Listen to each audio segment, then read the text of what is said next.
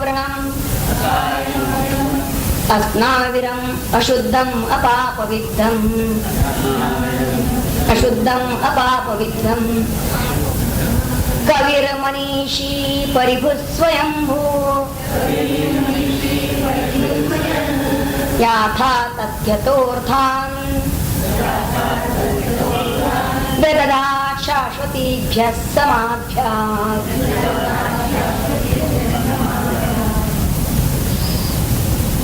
मंत्र जरा कसा म्हणायला अवघड आहे,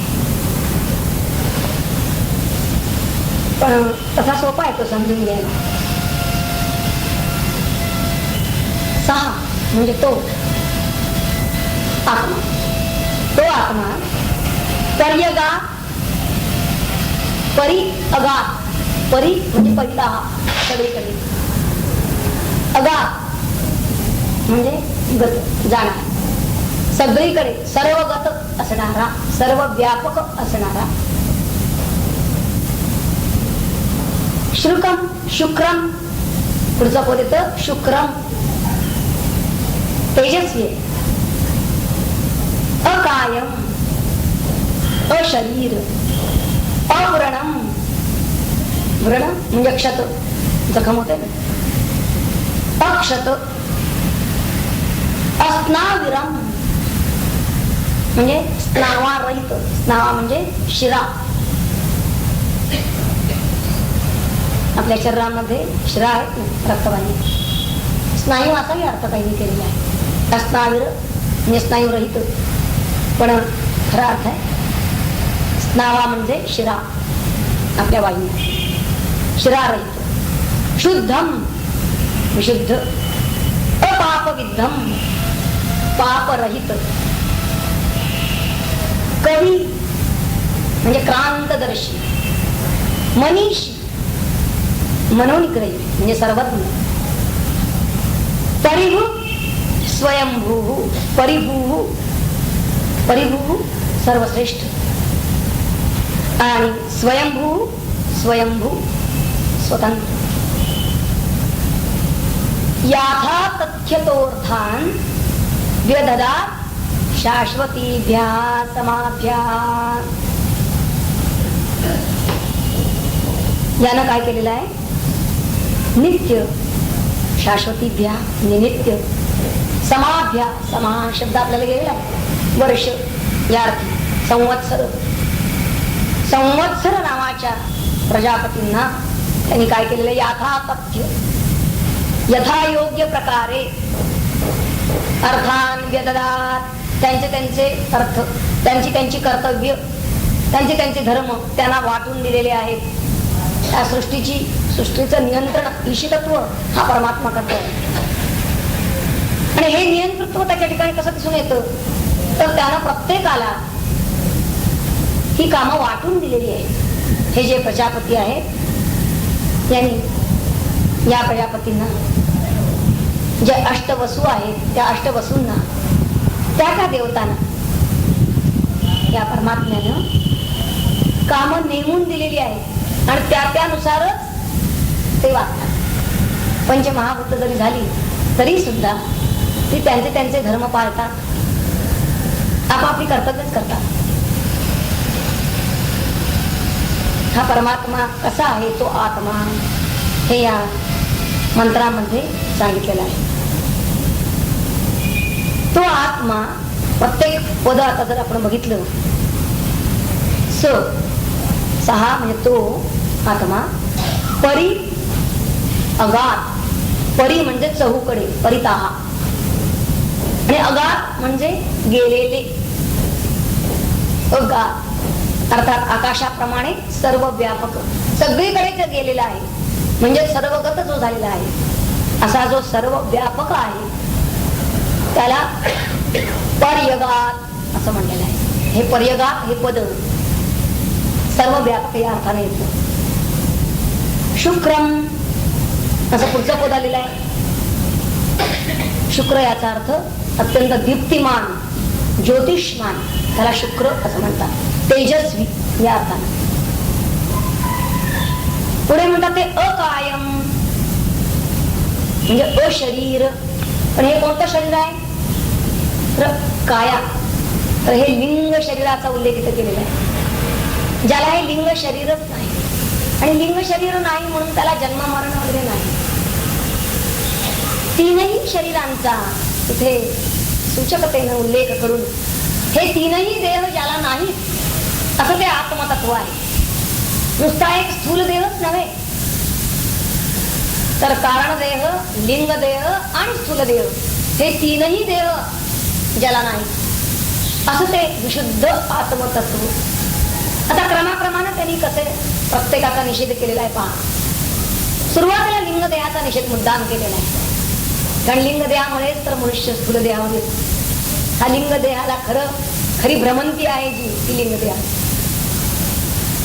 म्हणून आधी ते म्हणतात की अकायम, काया का घ्यावी लागते त्याला, कारण हे लिंग शरीर जोपर्यंत आहे तोपर्यंत काया घ्यावी लागते. पण हा मुळातच अकायम आहे, लिंग शरीर रहित आहे. आणि पुढे आता जे वर्णन करतात त्यामधून स्थूल देवही याला नाही. हे अव्रणम आणि अस्नाविरम या पदातून प्रगट झालेलं आहे. व्रण म्हणजे क्षत जर व्हायचं असेल तर स्थूल देह पाहिजे. स्थूल देहालाच जखमा होत असतात, क्षत होत असतात. तसंच ज्या शिरा आहेत किंवा जे स्नायू आहेत ते स्थूल देहात मध्ये असतात. तेव्हा अस्नाविरम म्हणजे स्नावा म्हणजे शिरा ज्याला नाही असा. ही दोन विशेषण एवढ्यासाठी वापरली आहेत की ज्यामुळं स्थूल शरीराचा त्यांना निषेध करायचा आहे.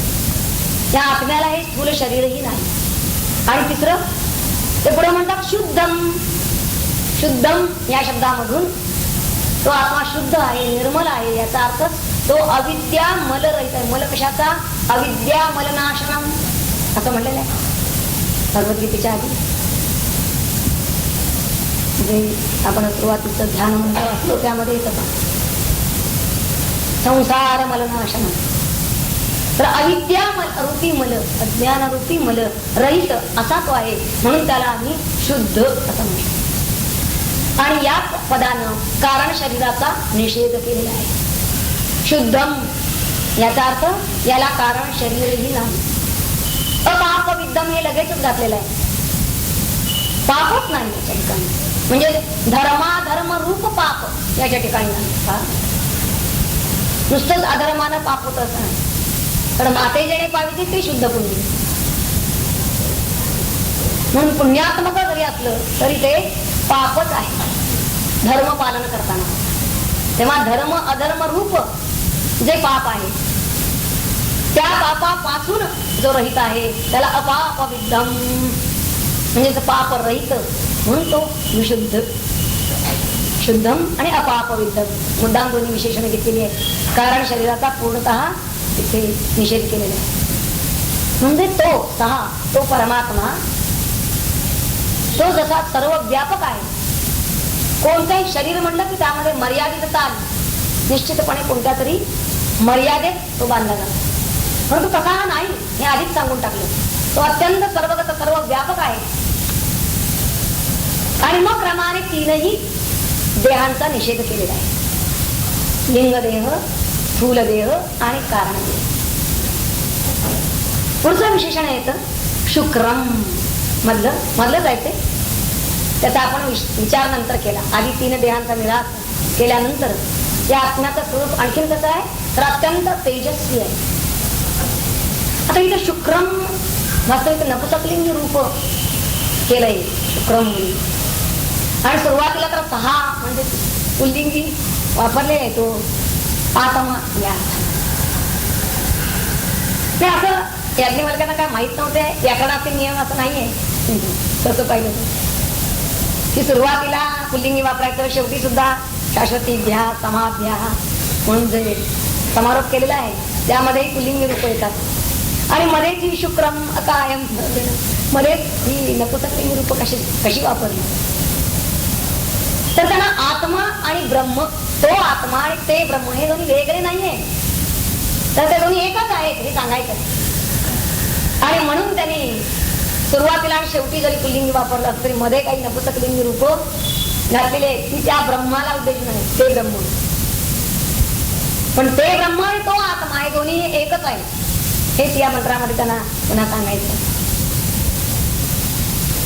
तेव्हा सपर्यगा असा आरंभाला सुरुवात केली आणि कवी मनीषी वगैरे जो उपसंहार दुसऱ्या ओळीमध्ये जे मंत्राच्या ओळीमध्ये जे आलेले कवी मनीषी, तर हे सगळे पुलिंगी पद येतात आणि मध्येच शुक्रम सारखी नपुसकलिंगी रूप जेव्हा येतात तेव्हा ती सुद्धा आपण 6 आत्मा त्या पुल्लिंगी आत्म्याला धरूनच ती मानायची. कवी या पदापर्यंत आपण आलो. शुक्रम तेजस्वी एवढाच आपण वाच्यार्थ आता पाहिलाय, अधिक गुढार्थ नंतर पाहणार आहोत. कवी प्रत्येक पदाचे आधी आपण वाच्यार्थ घेऊ.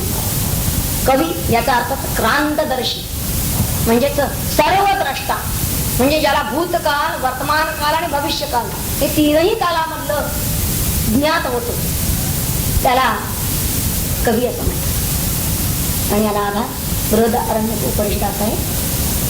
नान्यमस्तोस्ति द्रष्टा. आता त्यानं काय पाहायचं राहिलेलं नाही, तेव्हा कवी या पदाचा अर्थ द्रष्टा असा आहे. आणि द्रष्टा म्हणजे त्रिकालज्ञ. पुढचं पद आहे मनीषी, मनावर सत्ता गाजवणारा. आणि जो मनावर सत्ता गाजवतो तो सर्वज्ञ आहे. कारण मन हे असं आहे की ते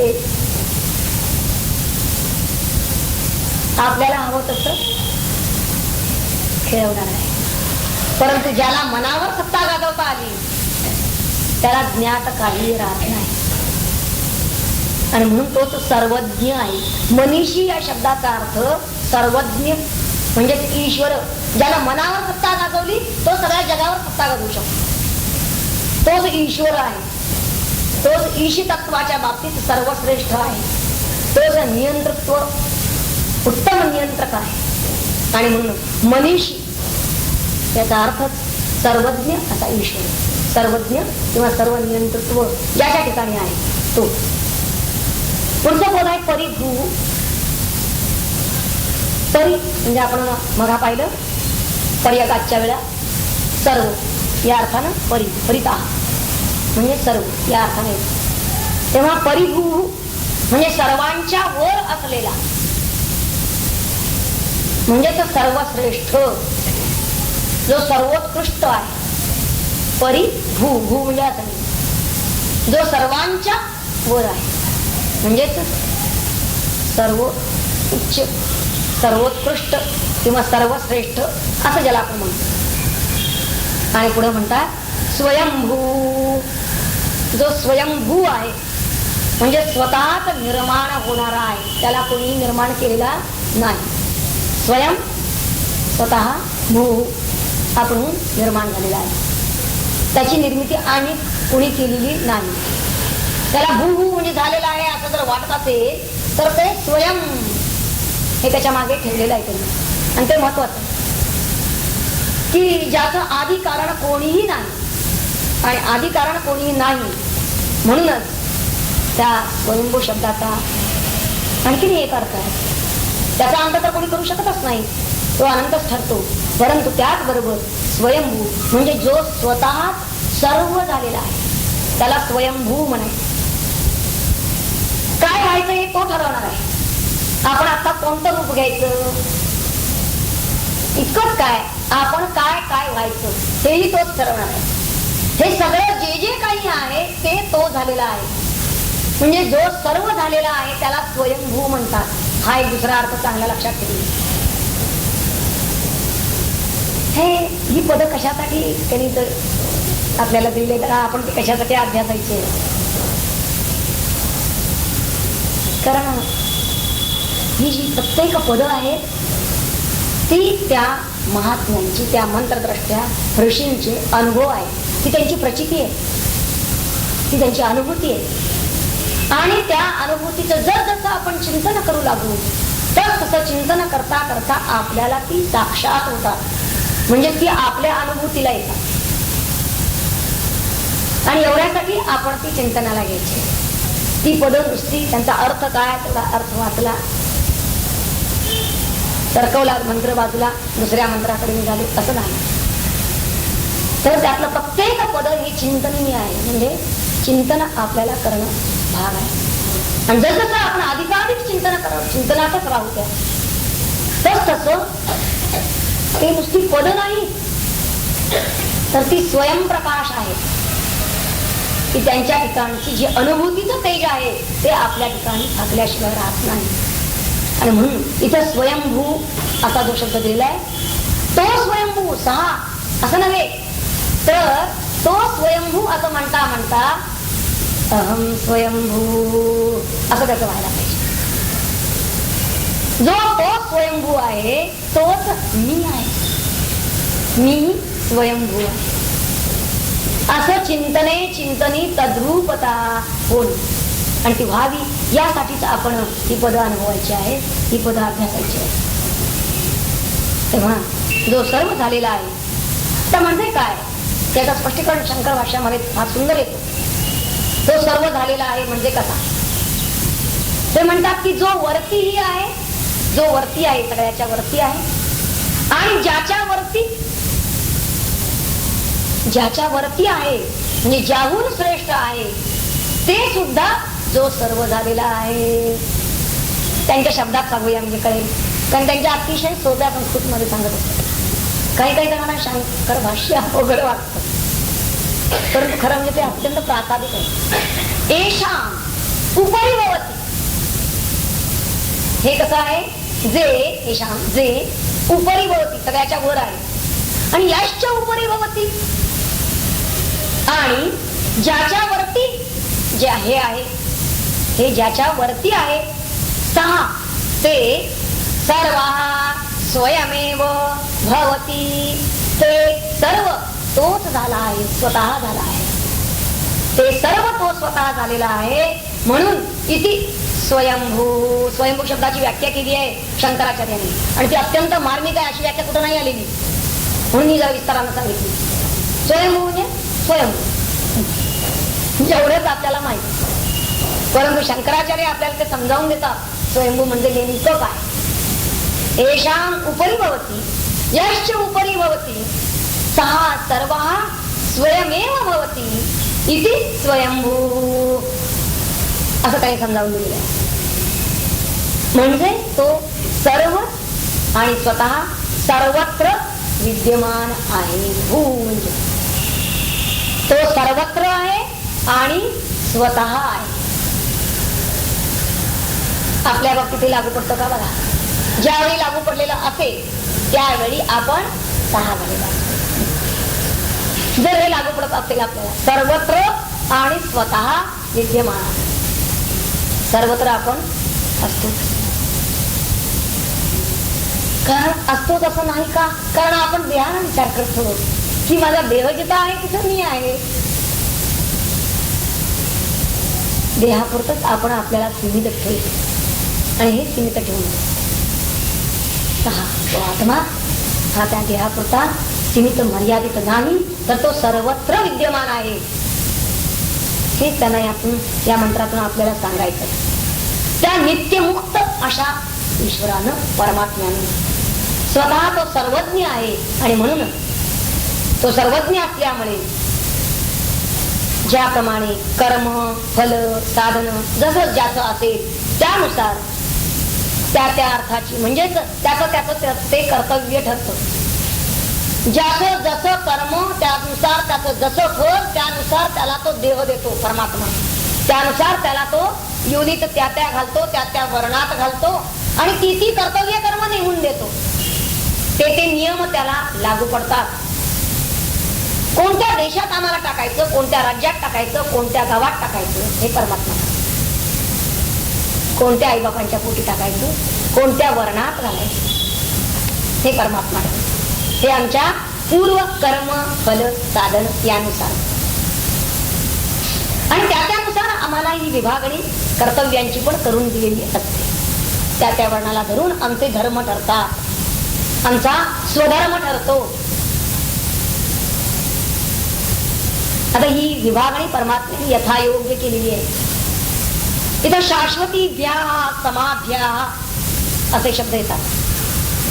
नित्यमुक्त अशा त्या सर्वज्ञ परमात्म्यानं हे शाश्वतीभ्या समाभ्या म्हणजे नित्य संवत्सर नामक प्रजापतींना त्यांच्या त्यांच्या योग्यतेनुसार विविध कर्म सुद्धा कर्तव्य सुद्धा वाटून दिलेली आहे.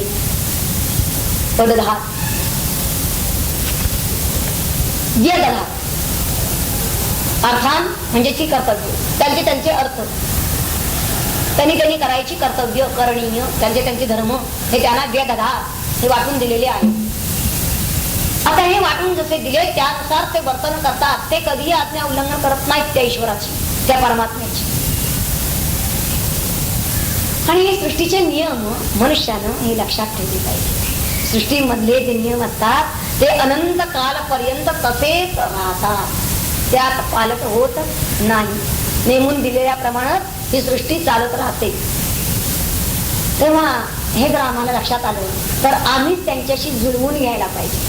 खरंच या मंत्रातून याज्ञवल्क्यांना नेमकं काय सांगायचं तर आपल्या जीवनाला मनुष्य जीवनाला योग्य वळण कसं लावता येईल हे त्यांना बघतायचं. हे मार्गदर्शन करायचं यात की आपण वास्तविक या सृष्टी नियमांच्या प्रमाणात आपणही वागायला पाहिजे. त्यांच्या विरुद्ध जर वागू लागलो आपण हे असंच का असं जर त्यांच्याबद्दल कुरकुर करायला लागलो तर खरं तर ते आपल्याला परवडणार नाहीये आणि आपल्या ते हिताचही नाहीये. त्या सृष्टीनुसारच आपण जाणं यातच खरं आपलं हित आहे.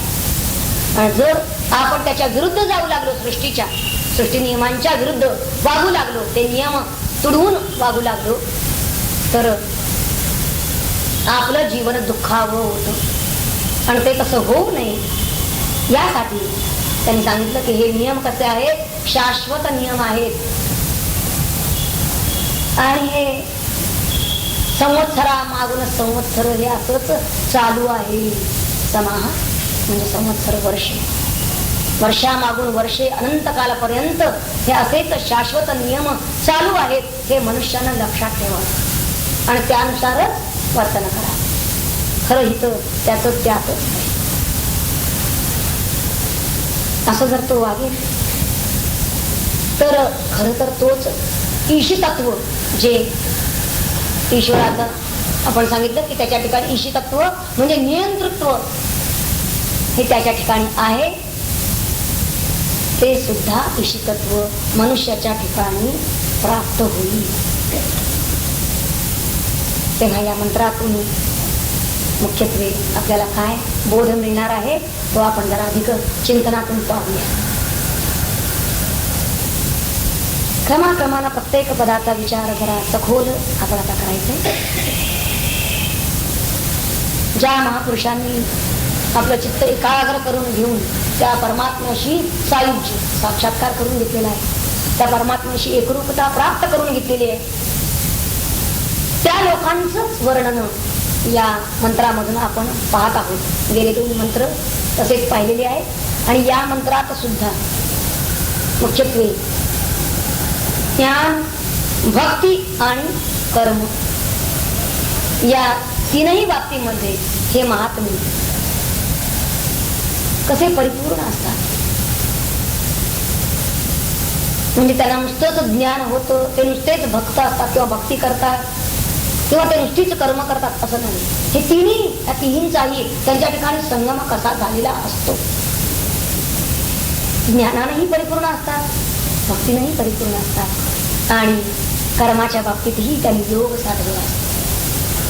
सतत प्रभूसाठीच परमात्म्यासाठीच ईश्वरासाठीच म्हणून ते कार्य करीत असतात.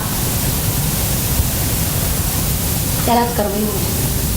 तेव्हा या श्लोकामध्ये परमात्म्याने मुख्यत्वे असे जे त्याचे लाडके भक्त आहेत ज्याला त्याने ज्ञानी म्हणलेलं आहे आणि असे जे कर्मयोगी आहेत त्यांचं वर्णन मुख्यत्वे केलेलं आहे. हे महापुरुष कसे आहेत. शेवटचं पद जे आपण बघितलं शाश्वतीभ्या समाभ्या या 2 पदामध्ये त्याचं वर्णन येतं. त्या महापुरुषांचं शाश्वत वर्षापर्यंत जीवनाचा जो खरा पुरुषार्थ तो संपूर्णतः त्यांनी पूर्ण केलेला आहे. म्हणजे हे सगळं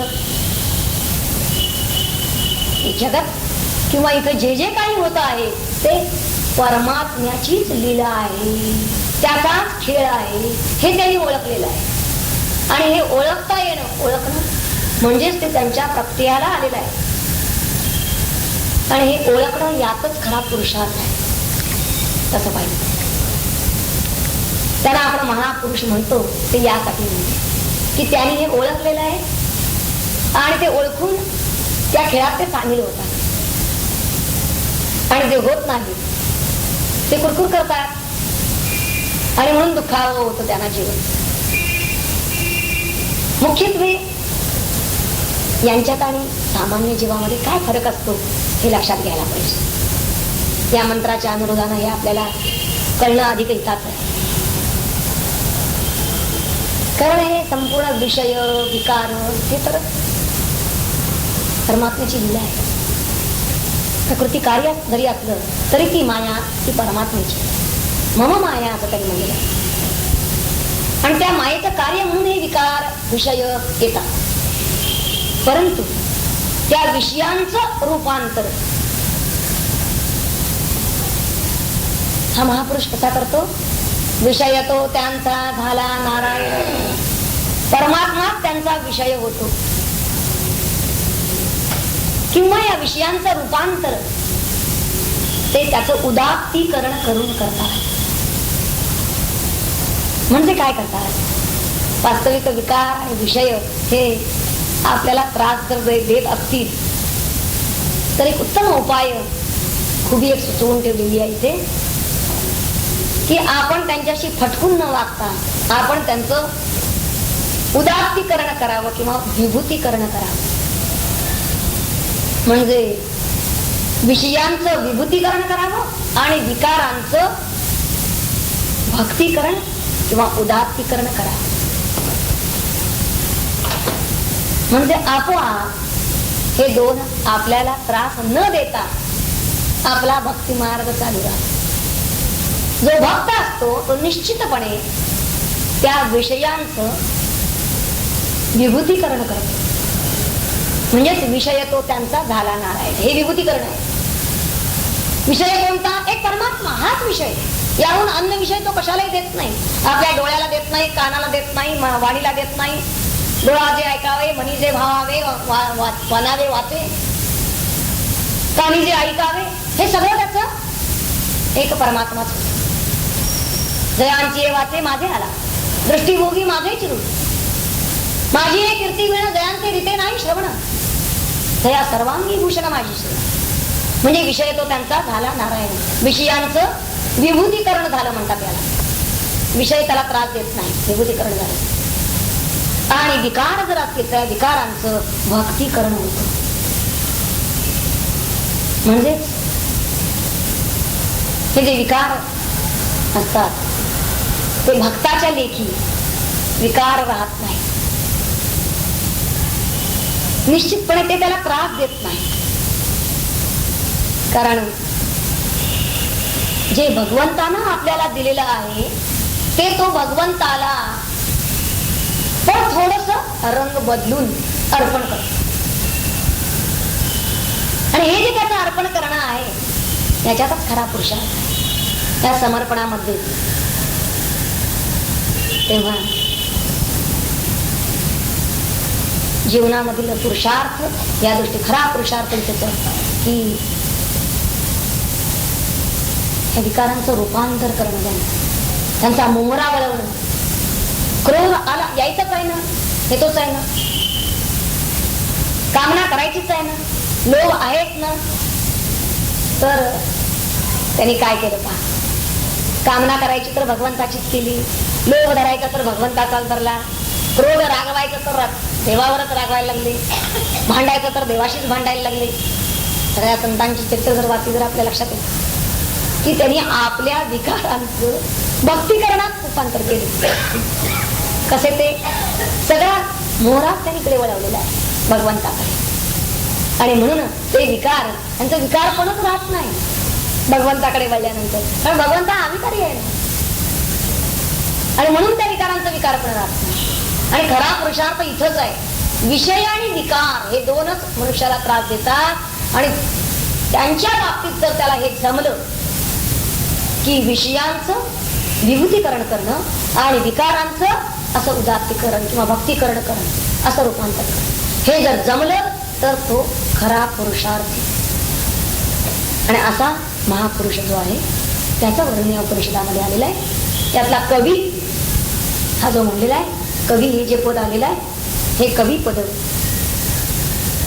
मुख्यत्वे तत्वज्ञानाला कवी म्हणतात. आपण म्हणलं मंत्रद्रष्टा किंवा सर्वदर्शी असा शब्द, म्हणजे ज्यानं जीव शिव तत्व ओळखलेलं आहे आणि सृष्टीचं रहस्य ज्याच्या लक्षात आलेलं आहे, त्याला यो बुद्धे परत असतो सहा, ज्याची बुद्धी पर अशा त्या परमात्म्याच्या पर्यंत पोचली, पहा तिथपर्यंत गेलेली आहे. त्या बुद्धीच्या पलीकडे असलेला तो परमात्मा पहा, त्याच्याशी साक्षात संबंध ज्या बुद्धीचा येतो, पुन्हा कुठल्या बुद्धीचा येतो, जी प्रज्ञा, जिला प्रतिभा असं म्हणतात, जिला परतत्व स्पर्श झालेला आहे असं म्हटलं जातं, ती प्रतिभा. आणि ही प्रतिभा ज्यांच्या ठिकाणी असते त्यांना कवी असं म्हणतात, की ज्यांच्या बुद्धीला हा परतत्व स्पर्श झालेला आहे. पर म्हणजे परमात्मा, त्याचा स्पर्श ज्यांच्या बुद्धीला झालेला आहे आणि अशी प्रतिभा ज्यांच्या ठिकाणी आहे तो कवी आहे. तेव्हा कवी शब्दाचा आणखीनही आपण अर्थ साध्या व्यवहारामध्ये सुद्धा आपण म्हणतो, जे न देखे रवी ते देखे कवी. म्हणजे सरळ सरळ आहे इथे की जे दुसऱ्याला दिसत नाही ते कवीला दिसत. कवी शब्दाची ही एक साधी वाटली आपल्याला व्याख्या, पण तशी गरजेच आहे. जे दुसऱ्याला दिसत नाही ते कवीला दिसत. आणि दुसऱ्याला काय दिसत नाही तर आपले विकार हे दुसऱ्याला दिसत नाही. स्पष्ट सांगायचं, आपले विकार हे आपल्याला इतरांना नाही कळणार. आणि ते कवी स्वतःचे विकार स्वतः पाहतात. कवींचं जर सामर्थ्य खरं द्रष्टे पण असेल, कारण हे धैर्य सर्वांच्या ठिकाणी असत नाही. जे कवी असतात त्यांच्या ठिकाणीच हे धैर्य असत की आपले विकार ते आपल्या डोळ्यांनी पाहतात, स्वतः पाहतात. आणि त्यासाठी अंतर्मुख व्हावं लागतं, अंतर्दृष्टी लागते, त्याशिवाय आपले विकार आपल्याला कळत नाही. कवींच्या ठिकाणी हे सामर्थ्य असते. आता हे विकार कसे पाहायचे किंवा या विकारांना, विकार हेच तर खरे अडसर आहेत परमार्थ मार्गातले.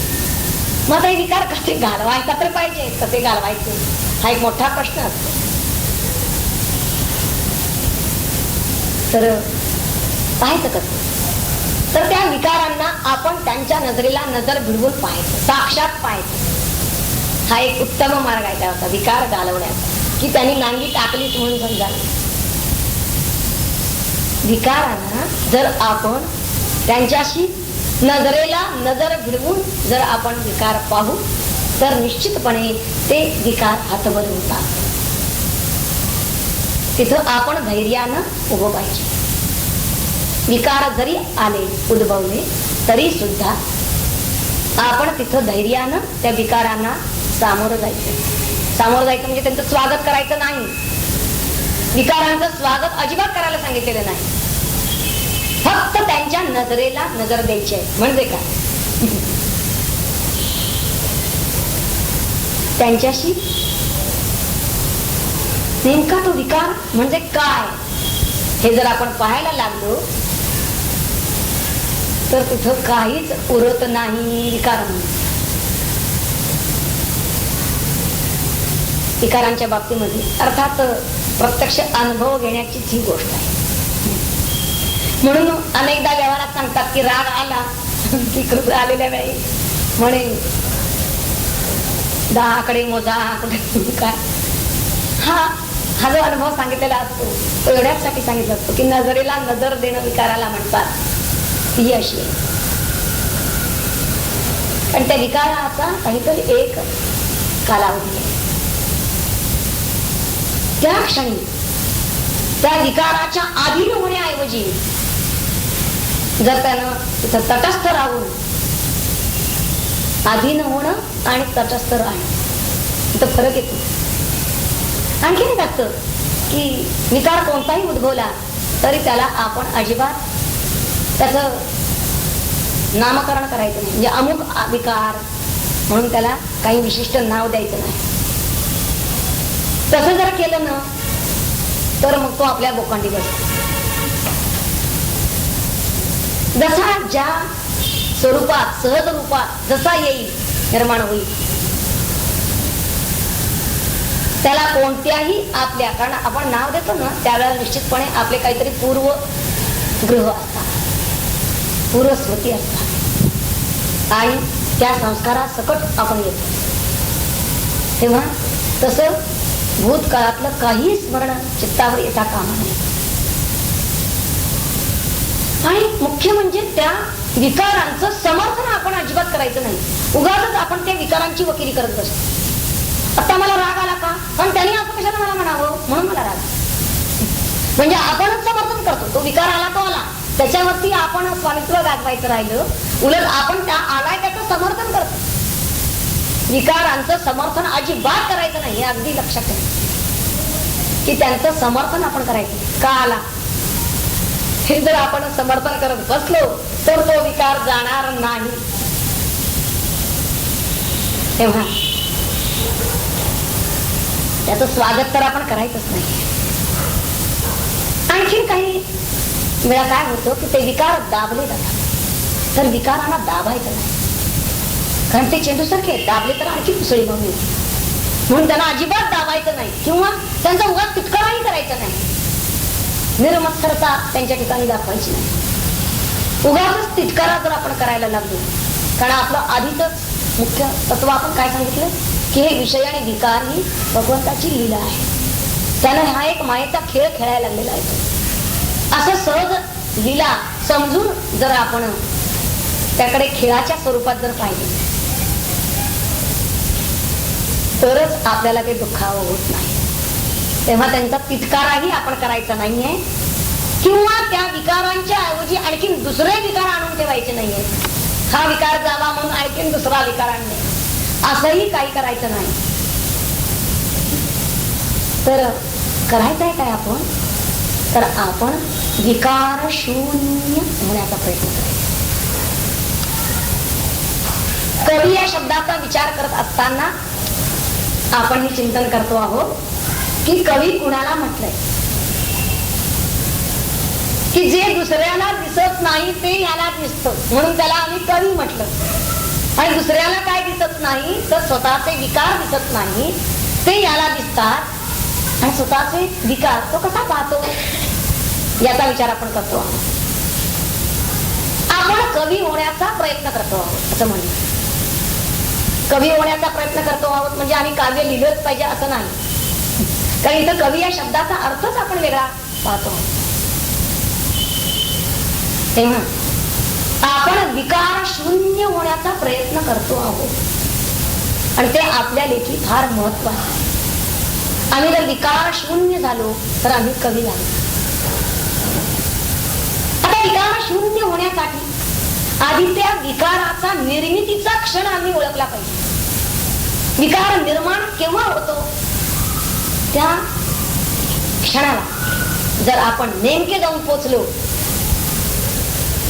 तर निश्चितपणे आपण त्याचा अंत करू शकतो. म्हणजे आपण विकार शून्य होऊ शकतो. हे मागे मागे जाणं आहे.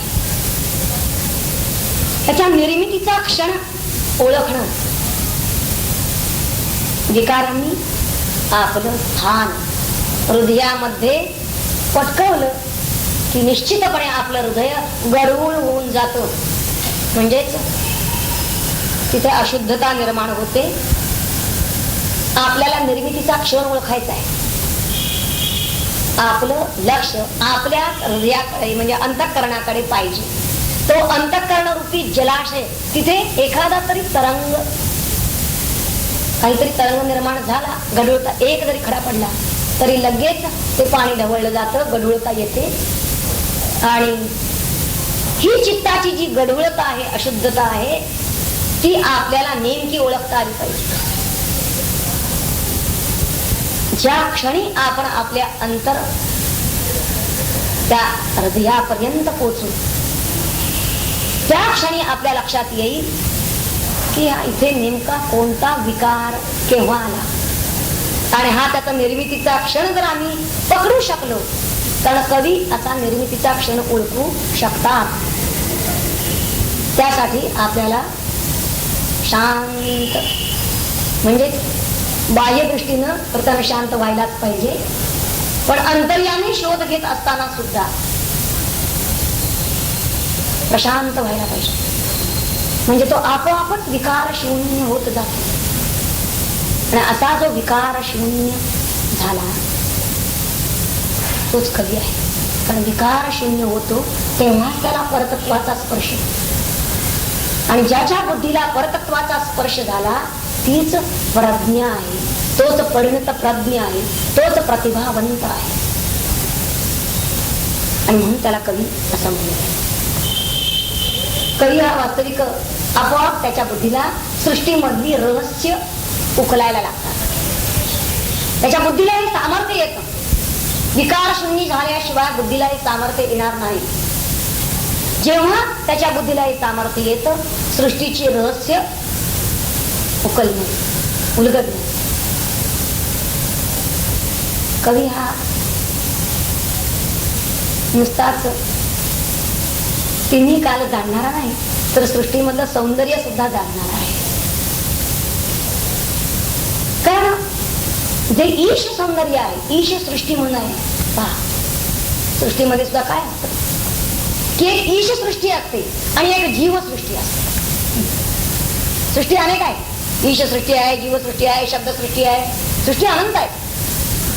ईश सृष्टी परमात्म्यानं निर्माण केलेली सृष्टी, आणि जीवसृष्टी जीवानं त्याच्यावरती आरोपित केलेली, मानलेली, ही कल्पित आहे. आता स्त्री ही परमात्म्यानं निर्माण केली ती ईश सृष्टी आहे. पण ही स्त्री माझी पत्नी आहे असं जेव्हा मनुष्य म्हणतो त्यावेळी ती जीवसृष्टी आहे. त्यानं ती पत्नी म्हणून मानली, काहीतरी कल्पना तिच्या संदर्भात त्याच्या निश्चित आहे. ही जीवसृष्टी आहे. तेव्हा कवी काय पाहतो? कवी जीवसृष्टीत नाही, तर कवी ईशसृष्टीत आहे. आणि म्हणून तो ईशसृष्टीतलं सौंदर्य अनुभवू शकतो. आपलं काय होतं, आपण ईशसृष्टी पाहताना जीवसृष्टीतच असतो. त्यामुळे आम्हाला ईशसृष्टीचं सौंदर्यच अनुभवायला मिळत नाही. जेव्हा आम्ही ईशसृष्टीशी एकरूप होऊ त्यावेळी आम्हाला ईशसृष्टी मधलं सौंदर्य अनुभवायला येतं. आणि कवी हा ते ईश सौंदर्य जाणतो. त्याचं कारण आहे, कारण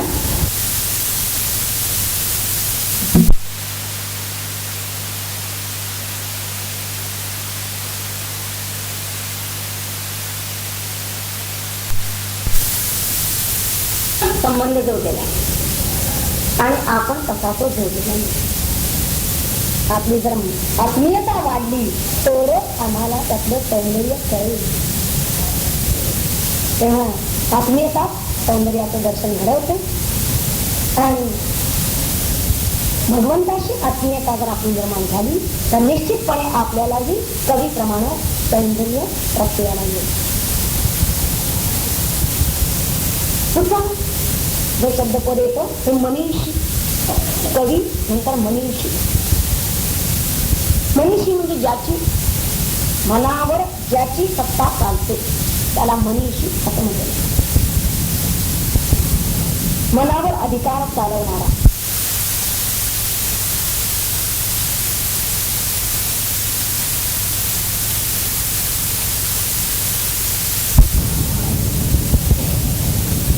मनीषी ओळखवत गेले आणि चांगलं असं मला वाटतं आधीच सुरुवातीला उशीर झाला. कारण मनीषी हे पद सुद्धा आपल्या दृष्टीनं तितकंच महत्वाचं आहे, किंबहुना जास्त महत्वाचं आहे मनीषी हे पद. कारण मनावर सत्ता तेव्हाच चालते जेव्हा बुद्धीच्या नियंत्रणात मन असते. म्हणजे बुद्धीच्या नियंत्रणात येण्यासाठी बुद्धी ही अधिक सामर्थ्यशाली पाहिजे. बुद्धीमध्ये सामर्थ्य प्रभावी पाहिजे. आणि अशी प्रभावी बुद्धी ज्याची आहे त्याचंच नियंत्रण मनावर चालणार आहे. प्रभावी आता ही बुद्धीला हे सामर्थ्य केव्हा प्राप्त होईल? ज्यावेळी आपण आपली बुद्धी परमात्म्याला समर्पण करतो त्यावेळी त्या बुद्धीला हे सामर्थ्य प्राप्त होते. मनुष्य वाटेल ते द्यायला परमात्म्याला तयार आहे, पण आपली बुद्धी द्यायला तर परमात्मा म्हणतात मन आणि बुद्धी हे तर मला आधी आवडते. मन बुद्धी आधी तेच तू माझ्या ठिकाणी दे. बाकीचं बुद्धी शरण व्हायला मनुष्य तयार नाही. तेव्हा बुद्धीने आपण परमात्म्याला समर्पण केली ती करण्यासाठी जो शरणागत भाव होता तो फार महत्वाचा. मनुष्य शरण व्हायला तयार नाही. जर तो जाईल तर निश्चितपणे परमात्मा त्याच्या बुद्धीला अनेक सामर्थ्य देतील आणि असं सामर्थ्य जेव्हा त्याच्या बुद्धीला येईल त्यावेळी तो मनावर सत्ता गाजवू शकतो. एखादा अधिकारी मोठा आणि बुद्धिमान आहे, अधिकार पदावर गेलेला आहे, निश्चितपणे बुद्धिमान आहे, तीव्र बुद्धीचा आहे. पण तीव्र बुद्धीचा आहे म्हणजे सामर्थ्यवान बुद्धीचा आहे असं होत नाही. लक्षात घ्या, शक्तिशाली बुद्धीचा आहे असं होत नाही. भले बुद्धिमान असेल, ऐकू खूप काढला, पण इथं ज्या अर्थानं आम्ही सामर्थ्य शक्ती ज्याला म्हणतो आहोत त्या अर्थानं त्याच्या बुद्धीला ते सामर्थ्य नाही. मनाला काबूत ठेवण्याचं सामर्थ्य बुद्धीला जे आहोत ते त्याच्याजवळ नसतं. आणि म्हणूनच असा मोठा एखादा तीव्र बुद्धिशाली अधिकारी असून सुद्धा तो एखाद्या गोष्टीला सुद्धा अधीन होतो. का होतो? त्याचं कारण त्याच्या बुद्धीत हे सामर्थ्य नाही. त्यानं भगवंताला शरणागती केलेली नाही आणि भगवंतानं त्याला त्याच्या बुद्धीत हे सामर्थ्य दिलेलं नाही. हे सामर्थ्य भगवंतामुळे प्राप्त होते आणि भगवंताला बुद्धी समर्पण झाली तरच होतं आणि ते झालेलं नाही. म्हणून याचा फक्त अहम वाढलेला आहे आणि त्या अहंकार हा त्याचा कुणालाही बळी नाही. तेव्हा त्याच्यावर दुसरी स्त्री सत्ता गाजवू शकते, परंतु हा मात्र स्वतःच्या मनावरील सत्ता गाजवू शकत नाही. तो मनीषी नाही. तेव्हा मनीषी असणे, मनावर सत्ता गाजवणे हा भाग आपल्या दृष्टीने अत्यंत महत्वाचा आहे. आपण याचा विचार आणखी त्याच्यावेळी करून पहा असा केलेला आहे. आणि तो कसा आहे? परियगात परितः अगाध असा आपण त्याचा विग्रह केलेला आहे. तो अत्यंत सर्वगत आहे, सर्व व्यापक आहे. परी म्हणजे सगळीकडे चौक. त्यानंतर शुक्रम अकायम अग्रणम अस्नाविरम शुद्धम अपापविद्धम कवी मनीषी परिभू स्वयंभू विशेषण म्हणता येणार नाही, पण आत्म्याबद्दलचं जे वर्णन त्याने केलेलं आहे ते या पदांमधून केलेलं आहे. तो पर्यगात म्हणजे सर्व व्यापक आहे. शुक्रम अत्यंत तेजस्वी आहे. मागच्या वेळेला काय झालं हे जे गैरहाजर होते त्यांच्यासाठी थोडक्यात भावार्थ आहे. अत्यंत तेजस्वी ज्योतिषमान किंवा दीप्तिमान असा आहे, प्रकाशमान. अव्रणम अकायम, आधी अकायम आलेला आहे, तो अशरीर आहे. अव्रण आणि अस्नाविर म्हणजे पहिलं अकाय हे लिंग शरीराला उद्देशून आहे आणि अव्रण अस्नाविर हे स्थूल शरीराला उद्देशून आहे. म्हणजे ज्याला स्थूल सूक्ष्म असे कोणतेही शरीर नाही. आणि शुद्धम या पदातून ज्याला कारण शरीरही नाही. आणि अपापविद्धम ज्याच्यामुळे अखिल पाप आपली दृष्टी जातात. खरं पवित्र तोच आहे.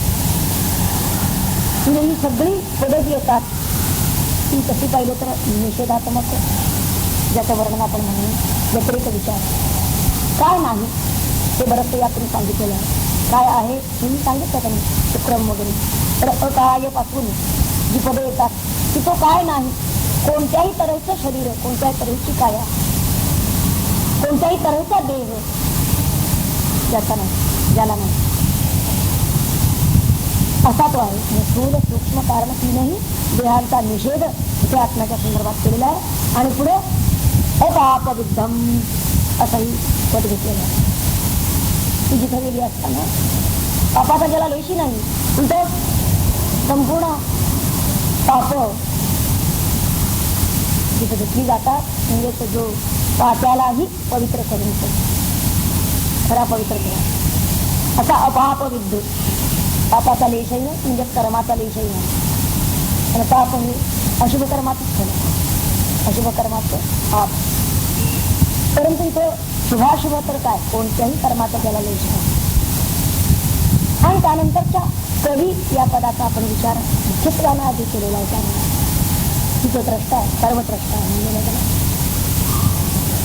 क्रांतदर्शी असाही शब्द वापरलेला आहे.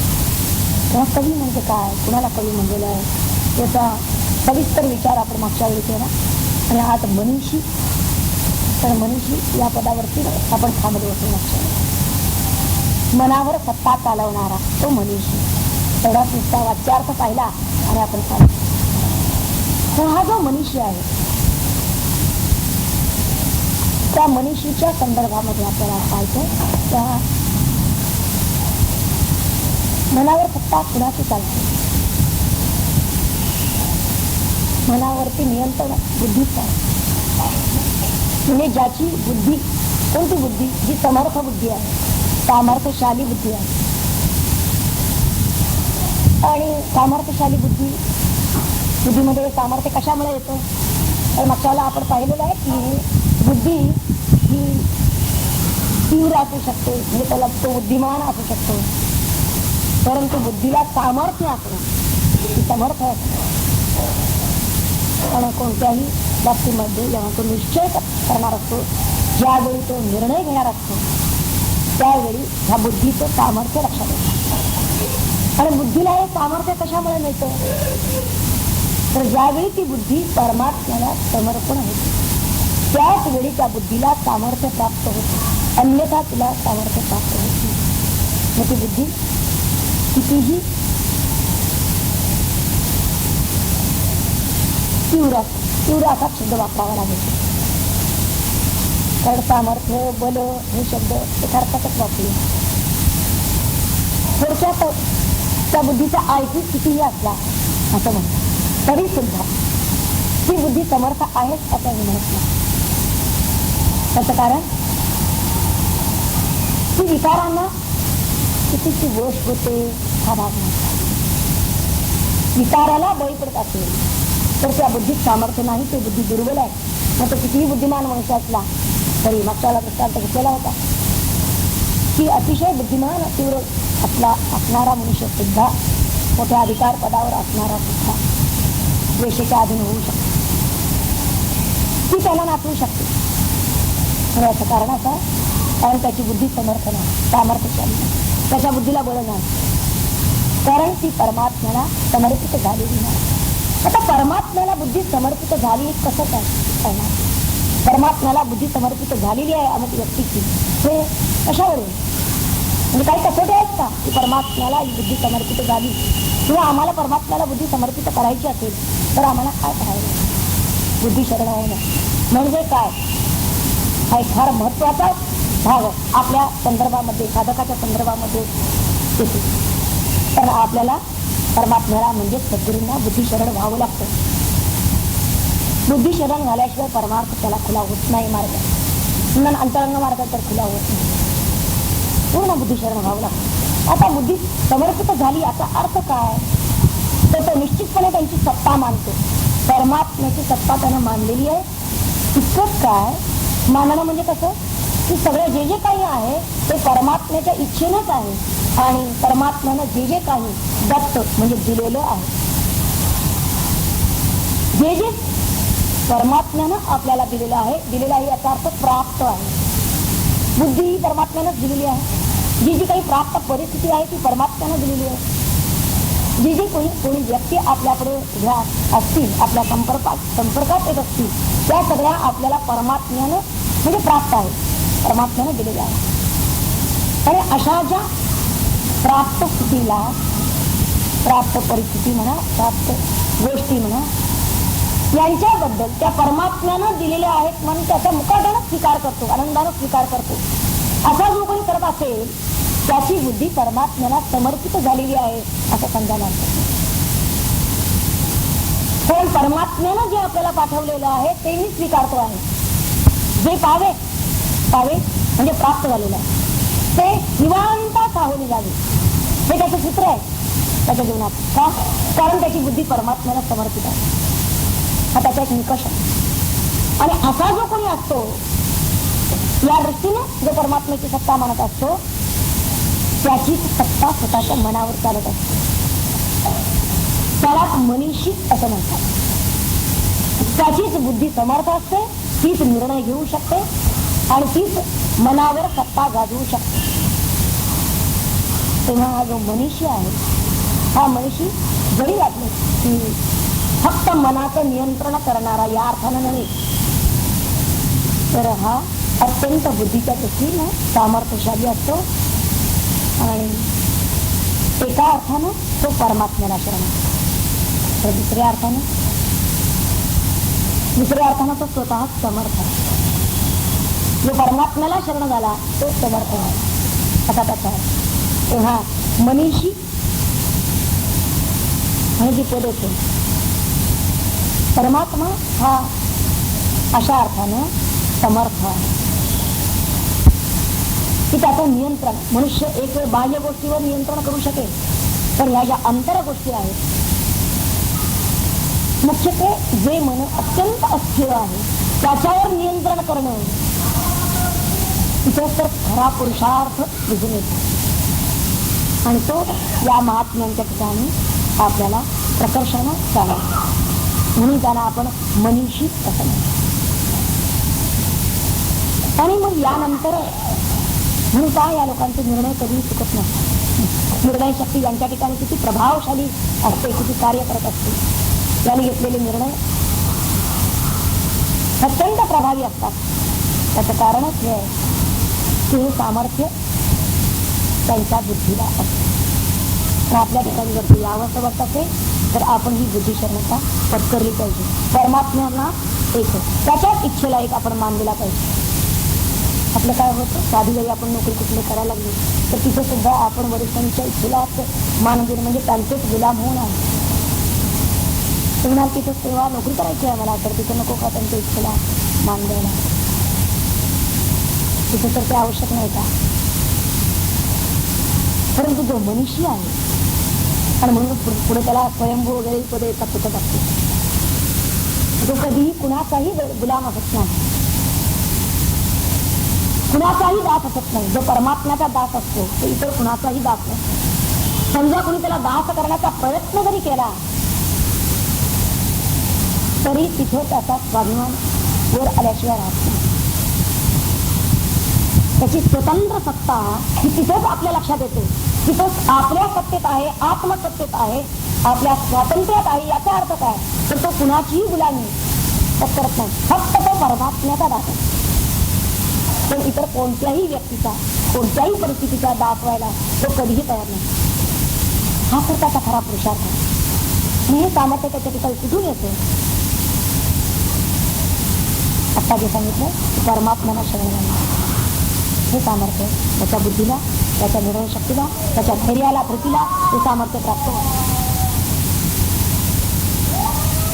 आता पुढचा जो परिभू हा भूत आलेला आहे. परिभू म्हणजे काय? सर्वश्रेष्ठ किंवा वर असणारा वगैरे आपण सांगितलं, सगळ्याहून वर. तर हा जे परिभू पद आहे मुख्यत्वे जे सर्व विषयांचा पराभव करतात त्यांना परिभू असं म्हणलेलं आहे. कशाचा पराभव करतात? तर सर्व विषयांचा पराभव करतात. म्हणजे सर्व विषय मुळातच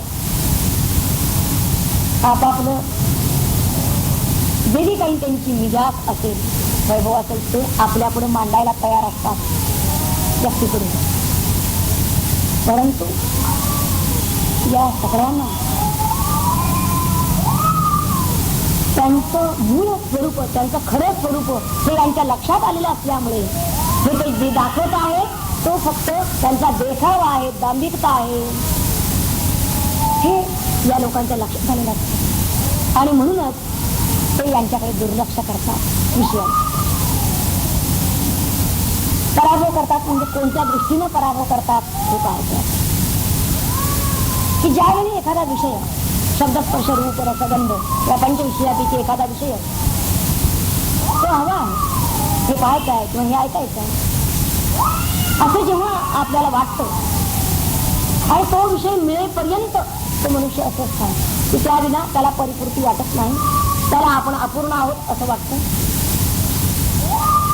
पूर्णतः तो कधीच अनुभवत नसतो. परंतु जो आत्मरूप झालेला आहे त्याच्या बाबतीत मात्र वेगळं चित्र आहे. तर हा मात्र निश्चितपणे आपली परिपूर्णता त्यानं ओळखलेली आहे आणि अशी ओळखलेली असल्यामुळे तो हे जे विषय आहेत तर विषय आले काय आणि गेले काय की त्यांच्यामुळे मी परिपूर्ण होईल, त्यांच्यामुळे माझं जीवन परिपूर्ण होईल असं कधीच त्यांना वाटत नाही. आणि म्हणूनच इथेच ते विषयांचा पराभव करतात असं म्हणावं लागेल. विषय पासी आलिया, जवळ जरी आली, हा विषयांच्यापर्यंत पोचत नाही तर विषय पासी आलिया ते नाही, त्यांची दखलही घेत नाही, त्यांचा त्यागही करत नाहीत आणि त्यांचा स्वीकारही करत नाही. हे जे त्यांच्या संदर्भातलं वागणं आहे त्यांचं, ते त्यांचा जो एखाद्याची नांगी म्हणतो ना आपण, ती आपोआप त्यांची नांगी मोडल्यासारखी होते त्या विषयाची. जर दखलच घेतली गेली नाही त्यांची म्हणजे त्यांचं स्वागतही केलेलं नाही किंवा त्यांना आकलूनही घातलेलं नाही. तिटकारा जर केला तरी सुद्धा त्यातून निश्चितपणे अंतर्यामी सुखी असत्य असं म्हणायला हरकत नाही. पण इथं रागही नाही आणि द्वेषही नाही. त्यांचा विषयांचा पराभव हे लोक कसं करतात तर त्यांच्या चित्तामध्ये निश्चितपणे एक पक्का आहे की मी पूर्ण आहे, मला काही या विषयांची जरुरी नाही, विषया विना मी पूर्ण आहे, परिपूर्ण हेच माझं स्वरूप आहे. आणि सामान्य जीवाच्या बाबतीमध्ये उलट होत असत. तो विषया विना स्वतःला कधीच पूर्ण मानत नाही. विषय मिळाले तरच माझं जीवन सफल झाले असं त्याला साधी होत. मनुष्य जेव्हा अगदी वैवाहिक आयुष्य जगतो तर त्यावेळेला सुद्धा समजा नुकतंच लग्न होऊन कपडे टाकलेला तर त्याला साधं एक एक वस्तू साठी सुद्धा वस्तूसाठी ही झाल्याशिवाय त्याला स्वच्छता वाटत नाही, टीव्ही आल्याशिवाय त्याला स्वच्छता वाटत नाही, अशा काही एक एक गोष्टीसाठी एकेका विषयासाठी म्हणजे शब्दस्पर्श रूप रस गंध या पंचविध विषयामध्येच ते येतात. त्या वस्तूंच्या संदर्भात त्याच्या ज्या काही इच्छा पल्लवित होतात आणि त्यानुसार त्याची जी कर्म होतात त्यानुसार त्याचं अखिल धावणं जे चालतं त्याला त्याविना आपला प्रपंच किंवा आपला जीवन हे अपूर्ण आहे असं वाटायला लागतं. आणि म्हणूनच तो त्या परिभू मध्ये मोडत नाही. आपण परिपूर्ण आहोत, वास्तविक परमात्म्यानं आपण परिपूर्ण आहोत हे मुळातच आपण आहोत. म्हणजे ते काही बनवायला पाहिजे, करायला पाहिजे असं नाही, पण तो तसं समजत नाही. आणि म्हणून ही अपूर्णता जी आहे या अपूर्णतेला त्याला सामोरं जावं लागतं. आणि ही अपूर्णता तो विषयांच्या संदर्भात अनुभवत असतो. तर विषय कितीही जरी त्याला प्राप्त झाले तरी ते मृगजळाच्या मागे धावणाऱ्या हरणासारखी त्याच्या आहे. कधी तिथं परिपूर्ती त्याला तो असणार नाही. आणि म्हणूनच त्या संदर्भात त्याने एकच लक्षात ठेवावं लागतं, की हे विषय तरी कोणी निर्माण केले असा जरी चित्तानं विचार केला तर हे विषय सुद्धा परमात्म्यानं निर्माण केलेले आहे. हा विचार जर त्याच्या बुद्धीमध्ये आला की विषय निर्माण केले ते परमात्म्यानं केले, कारण विषयांच्याकडे तरी तो ओढ का घेतो, कारण विषयांचं सौंदर्य त्याला ओढतो. विषय त्याला का ओढतात तर विषयांमधलं सौंदर्य त्याला ओढतो, त्यातला मोहकता, मोह आणणारी शक्ती ही त्यामध्ये आहे. तेव्हा ही मोहकता त्याला निश्चितपणे ओढतो. पण ज्यावेळी ही विषय जे सुंदर झाले किंवा विषयातलं जे सौंदर्य आहे ते त्या विषयांचं नाही तर ते त्या परमात्म्याचं आहे, हे जेव्हा त्यांना कळेल, हे जेव्हा लक्षात येईल, त्याच वेळी ही मोहकता बरोबर, म्हणजे जे आधी मोह घातल्यामुळेच त्याला बाधक होत होते विषय, तेच विषय आता त्याला बाधक होत नाही, तर हेच विषय त्याला निश्चितपणे बोधक होतात. इतकंच काय तर ही एक परमात्म्याची आपल्यावर कृपा आहे असं वाटतं त्याला, आणि म्हणून प्रसादकही होता. विषय नारायण होणं, कारण महाराजांनी विषय तो त्यांचा झाला नारायण असं म्हणतात. विषय नारायण होणं याचा अर्थ असा आहे की हे विषय हे त्या विश्वंभराचे आहेत, आणि म्हणजे विषय सुंदर आहेत कारण तो विश्वंभर सुंदर, हे सौंदर्य त्यांच्याकडून त्याला मिळालेलं आहे. हे जर लक्षात घेतलं तर निश्चितपणे ही बाधकता आणि ही मोहकता बरोबर त्या दृष्टीची जाते, आणि मग आपोआप तो त्या विषयामध्ये सौंदर्य जे पाहतो ते त्या परमात्म्याचं पाहतो. परमात्म्याचंच सौंदर्य त्याला तिथे प्रतीत व्हायला लागतं, आणि परमात्म्याचं सौंदर्य प्रतीत होणं याला परिभू असं म्हणे. सगळीकडे जिकडे पाहिल तिकडे त्याला परमात्माच आढळून येतो, म्हणजे परमात्म्याचं सौंदर्य त्याला आढळून येतं. विषयातलं सौंदर्य आणखीन परमात्म्यातलं सौंदर्य, हा जीव आणखीन हा जो आत्मरूप झालेला आहे, ज्याला आपण ज्ञानी म्हणा, कवी म्हणा, मनुष्य म्हणा, या दोघांमधला फरक आहे. विषयातलं सौंदर्य पाहणारा तो जीव आहे, आणि परमात्म्याचं सौंदर्य पाहणारा विषय असा जो आहे त्याला परिभू म्हणले. तेव्हा अशा वेळी मात्र ते विषय त्याचे आता गुलाम होतात, म्हणजे हा त्या विषयांचा गुलाम होत नाही, ते विषयच त्याचे गुलाम होतात. काय पाहायचं काय ऐकायचं हे तो ठरवतो, ते विषय त्याला लुभवू शकत नाही. आणि अशा तऱ्हेनं आपण त्या विषयांचा पराभव करू शकतो किंवा त्या विषयांची नांगी मोडू शकतो असं म्हणायला हरकत नाही. तेव्हा परिभू हे पद एवढ्यासाठी आपल्याला दिलेलं आहे त्यांनी की सर्वत्र सगळीकडे परमात्मा आहे हे त्याला प्रतीला येणं हे महत्वाचं.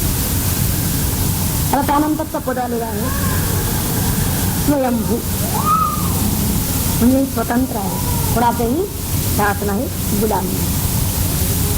आता हे जे गुलाम इतकंच काय, हे केवळ परमात्म्याची सत्ता मानतात, परमात्म्याच्या इच्छेपुढे मान चुकवतात असं नव्हे, तर यांचं स्वातंत्र्य इतकं अबाधित आहे, स्वयंभूपणा इतकं अबाधित आहे. परमात्म्याला म्हणजे आत्म्याला स्वयंभू, तर त्याला कोणीही निर्माण केलेलं नाही असं म्हणण्यामध्ये त्याचं अनादित्व तर आहे, आणि अनादित्वाबरोबर अनंतत्वही आलं, पण तो स्वयंभू आहे हे सांगण्यामध्ये मुख्यत्वे स्वतःच्या ठिकाणी रममाण होणारा हा अर्थ विशेषत्वानं सांगायचं. स्वयंभू भू या पदात गीतेमध्ये पद येऊन जातात, आत्मरती, आपल्या ठिकाणी रममाण होणारा. कारण आत्म्याला किंवा परमात्म्याला लावलेली जी जी पदं आहेत ती त्या ज्ञानाला लागतात, या महात्म्याला लागतात. स्वयंभू याला कसं काय म्हणलंय? आम्हाला तर अमुक दिवशी अमुक वेळेला जन्माला आलेला आहे माहिती आहे, आणि तरी आम्ही याला स्वयंभू कसं म्हणणार, असा कदाचित प्रश्न इथं उद्भवेल. कोणत्या अर्थाने याला स्वयंभू म्हणलेलं आहे? तर स्वयंभू पदाचा हा एक अर्थ आहे की जो स्वतःच्या ठिकाणी म्हणजे आपल्या स्वस्वरूपाच्या ठिकाणी रमतो त्याला स्वयंभू असं म्हणतात. आणि अर्थात यामध्ये तो आत्मकेंद्रित आहे असा अर्थ नाहीये. लगेचच आपल्या विदित येईल की तो मग आत्मकेंद्रित आहे का, त्याला एकटं एकटं राहायला आवडतं का, असाही पुढचा प्रश्न येईल. तसं नाही, तो आत्मकेंद्रित निश्चित नाही.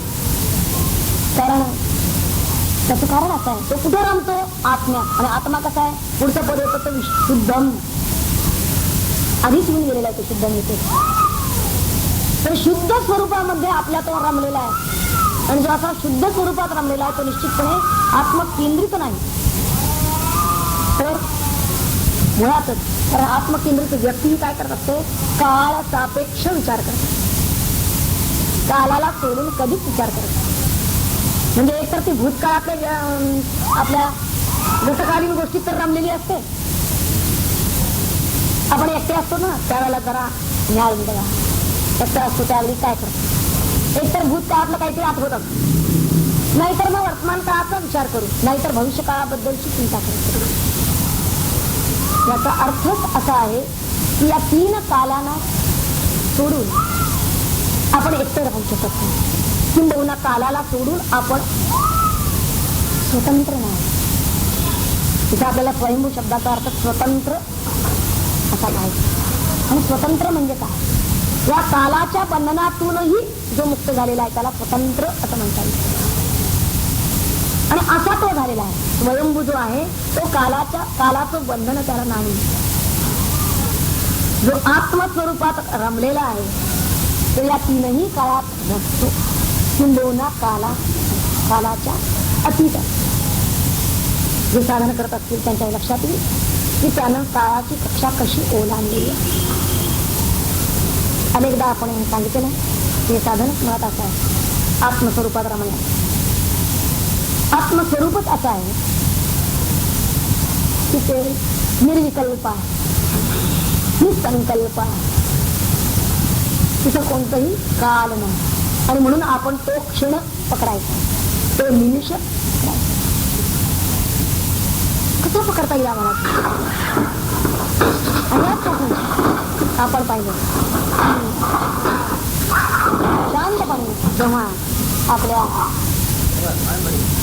ज्यावेळी आपण शांत असतो त्यावेळी आपल्या वृत्ती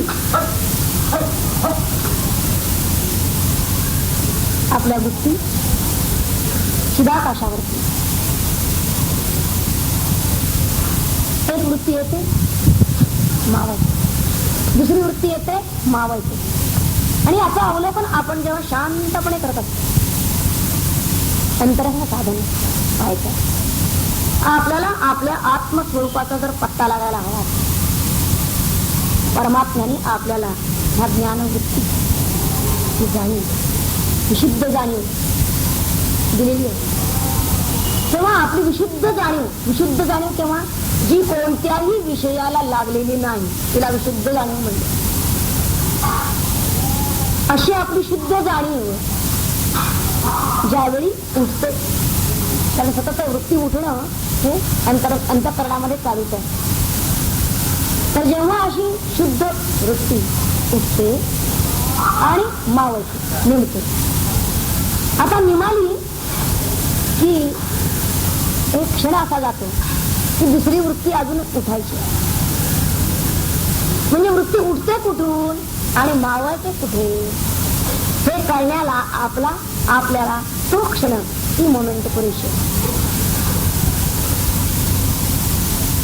जिथून उठते तिथेच मावळते आणि ती आपल्या स्वस्वरूपातूनच उठते, स्वस्वरूपातच मावळते.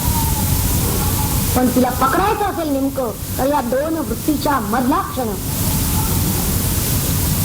मधला अवकाश हा आपल्या दृष्टीनं अत्यंत मोलाचा ठरतो. कारण हीच आपली निर्विकल्प स्थिती असते, ही संकल्प स्थिती असते. दोन संकल्पांच्या मध्य अवस्था, हा मध्य, हा संधी साधन. आणि तो जर आपल्याला पकडता आला नेमका क्षण,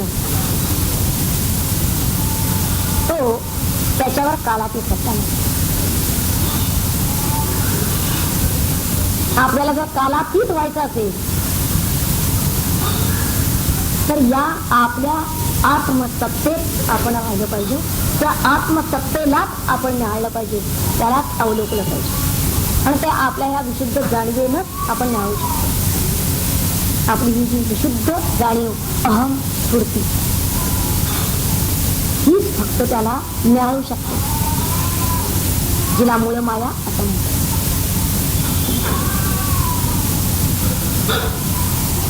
तेव्हा आत्मस्वरूपात रममाण होणारे ते तर आपण फक्त ही अवलोकन केली, निहाळली आत्मसत्ता, आपलं आत्मस्वरूप. आणि हे कसे आहे, हे आत्मस्वरूपातच रममाण होणारे आहेत. म्हणजे ही जी संकल्प अवस्था आहे, निर्विकल्प अवस्था आहे, त्याच दशेत ते राहणारी आहे. आणि म्हणून त्यांच्यावरती काळाची सत्ता चालत नाही. ते स्वतंत्र आहेत. वृत्ती उठणं आणि निमणं, पुन्हा वृत्ती उठणं आणि निमणं, हे यांच्या लेखीत रचना. कारण ते निर्वृत्तिकच अवस्थेत गेलेले आहेत. वृत्तीच लय होणं. आता वृत्तीचा लय कसा होईल? आमच्या हातात तर नाहीये. सारख्या वृत्ती उठतात आणि निमतात, आमच्या हातात नाहीये. वृत्ती थांबवणं, वृत्तींचा हा प्रभाव अखंड चाललेला तो थांबवणं, त्यासाठी तर साधना. या वृत्ती उठतात आणि निमतात, त्यावेळी आपण सतत जिथून उठतात त्या आत्मसत्तेला, त्या स्वस्वरूपाला पकडत नाही. आपण उठणाऱ्या वृत्तीकडे लक्ष द्यायचं नाही. वृत्ती आपण त्या सत्तेत जायचं. आणि अशा तऱ्हेनं जो सतत त्या स्वसत्तेला पकडून ठेवू शकेल, त्याच्यात ही निर्विकल्प अवस्था वाढत जाते. आणि असं होता होता की अहम स्फूर्ती उठणं, ही उठली, निमाली, ही जी आधी त्याला जाणीव आहे, जाणीवपूर्वक त्याचं साधन सुरू आहे. आपण नंतर ही जाणीव त्याची हळूहळू लोप पावायला लागते. अहम स्फूर्ती उठली आणि निमाली, याकडे त्याचं ध्यान राहत नाही, तर त्या स्वसत्तेकडेच ध्यान राहत. आणि मग केव्हा ती निमाली, वृत्तीचा लोप केव्हा झाला हेही कळत नाही. अशी अवस्था येणं, वृत्तीचा लय होणं, म्हणजे त्यानं स्वसत्तेत जाणं, स्वतंत्र होणं, म्हणजे स्वयंभू होणं. तो स्वयं झाला, आता त्याला भू नाही. भू म्हणजे होणे. काय झाला तो? वृत्ती. वृत्ती हेच खरं लांछन आहे जीवाला. तिला मूळ माया का म्हणले? तो वृत्तीवर आला, तो संकल्पावर आला, तो अहम वर आला, त्या जाणीवेवर आला. याचा अर्थ भू म्हणजे झाला. पण जो स्वयं मध्ये आहे तो भू व्हायला तयार नाही. जो स्वयंच झाला म्हणून स्वयंभू, जो स्वयं झाला असा जो आहे त्याचं वर्णन इथं केलेलं आहे. आपलं काय होतं, आपण अहम होतो आणि अहम झाल्यामुळे मग अहमच्या पुढे मग काय काय आणखीन होतो. अहम व्हायचं नाही, तर अहमच्या मागे जो स्वयं आहे त्या स्वयंला आपण ओटायचं. आणि म्हणून का त्याच्यावरती काळाची सत्ता चालत नाही, त्याला स्वतंत्र का म्हणलं, तर इतका निधिध्यास घेऊन त्याने साक्षात्काराला तो पोचलेला आहे. म्हणून आधीची जी पदं येतात पहिल्या चरणामधली, शुक्रम, अकायम, अवरण, यांचा आणखी एक काही अभिप्राय आपल्याला अधिक मिळतो का पाहू. कारण आपण 3 देहांच्या दृष्टिकोनातून अकायम, अव्रणम, अस्नाविरम यांचे विचार करत गेलो. पण अधिक जर अर्थ मिळाला तर पाहूया. शुक्रम हे जे पद आहे अत्यंत तेजस्वी, असा आपण त्याचा अर्थ केलेला आहे. म्हणजेच जो कधी दीन नाही, तेजस्वी मनुष्य, हा त्याच्याजवळ तेज आहे, त्याचा अर्थ तो दीन नाही असा होतो. तेजस्वी मनुष्याला आपण अत्यंत कधी त्यानं कुणापुढेही काही मागितलेलं नाही, हात पसरलेला नाही, त्याला सुद्धा आपण तेजस्वी असंच म्हणतो. तर का होतो हात पसरत नाही किंवा लीन होत नाही दुसऱ्या पुढे? एक परमात्म्यापुढेच लीन तो का होतो आणि त्याची धारणा काय असते? तर परमात्म्याच्या सत्तेवर, त्याच्या समर्थपणावर, त्याच्या जबरदस्त विश्वासावर कोणत्याही रूपातून केव्हाही मदत जरी आली तरी सुद्धा ही परमात्म्यानंच मदत आपल्याला धाडलेली आहे, परमात्माच मदत करतो आहे असं तो समजतो. एखाद्या व्यक्तीने मदत केलेली आहे, एखाद्या संस्थेने मदत केलेली आहे किंवा अमुक वस्तूने मदत झाली, वस्तूमुळे मदत झाली आहे असं नाही.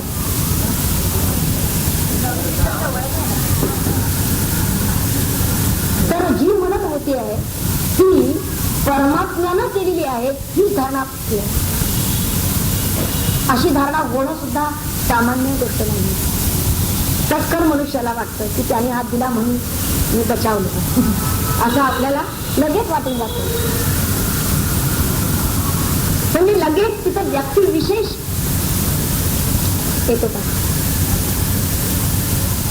पण त्यांच्या रूपानं परमात्माच आलेला आहे असा कधी विचार येत नाही की हा परमात्मा मला मदत करतो आहे असा विचार काही सर्वसामान्य बुद्धीत येत नाही. तर या महात्म्यांच्या बुद्धीत मात्र हा निश्चितपणे हाच विचार आहे. आणि म्हणून ते कधीही असे लीन होत नाही, कुणापुढेही मदत मागत नाही. कारण त्यांची श्रद्धा जबरदस्त आहे की मला जर मदत हवी असेल तर परमात्मा ती मदत करणार आहे आणि कोणत्या रूपात करेल हे सांगता येईल. पण ज्या रूपातून मदत येईल ती निश्चितपणे परमात्म्यानंच केलेली मदत आहे, की अन्य कोणी नाही. एवढं मात्र नक्की त्यांनी ओळखलेलं आहे. आणि म्हणून शुक्रम या शब्दाचा अर्थ जसा आपण तेजस्वी या दृष्टिकोनातून जसा घेतला की त्यांना अन्नकार म्हणजे अज्ञान काही कधीच माहिती नाही. तसंच हेही माहित नाही की जो काही प्रकाश फाकलेला आहे आपल्या पुढे तो सगळा परमात्म्याचाच आहे. त्यानं हे प्रकाशित केलेलं आहे. अकायम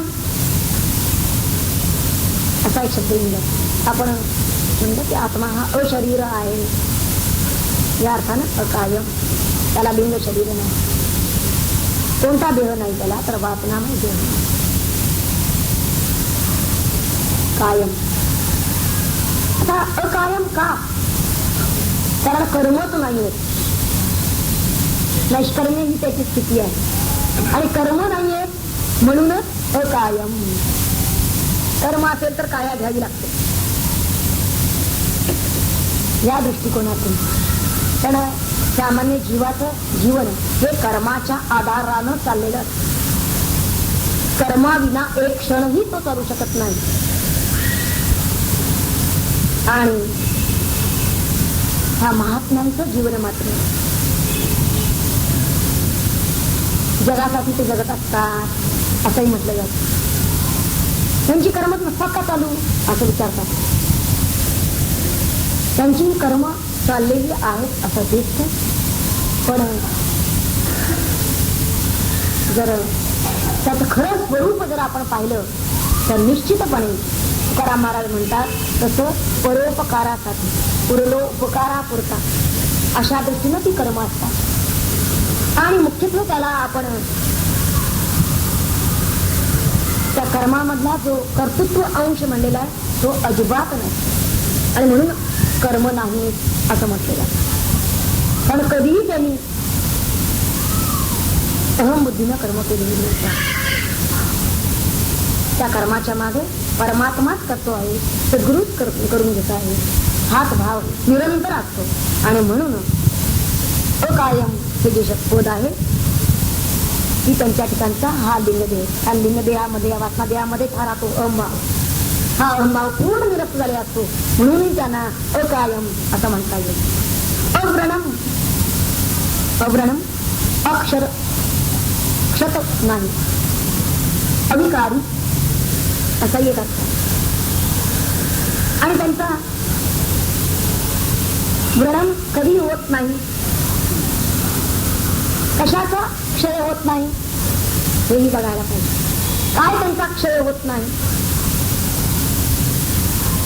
कारण जो भू झालेला आहे त्याच्या ठिकाणी भाव हे असतातच, परंतु यांच्या ठिकाणी भावाचा क्षय होत नाही. आता क्षय का होत नाही असं जर म्हणलं तर त्याचं कारण असं आहे की त्यांच्या ठिकाणी अक्षय भाव असतो.